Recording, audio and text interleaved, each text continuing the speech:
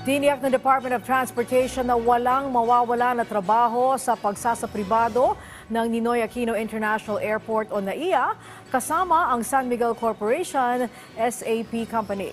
Ayon kay DOTR Undersecretary Timothy Batan, isa sa mga requirement ng departamento sa nasabing private operator ay ang mag-alok ng trabaho na may mataas na sahod sa mga kasalukuyang manggagawa ng NAIA.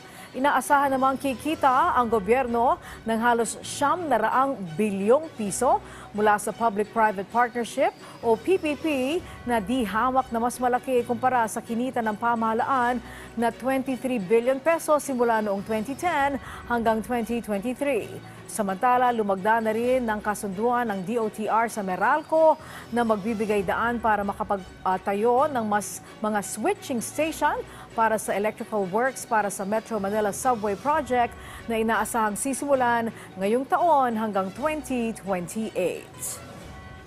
Hindi lang po yan doon sa aspeto ng magkano ba ang matatanggap ng ating pamahalaan mula po sa ating private operator.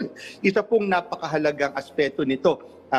Sa katunayan po, ang pangunahing aspeto nito ay ang magbigay po ng karampatang serbisyo sa atin pong mga pasahero na gumagamit sa NAIA. Bukas po ang pamunuan ng NIA, bukas po ang DOTR, na patuloy pong makipagdialogo doon po sa mga maaaring nangangamba o nag-iisip po kung ano po ang magiging epekto nitong pong public-private partnership dito po sa ating Manila International Airport.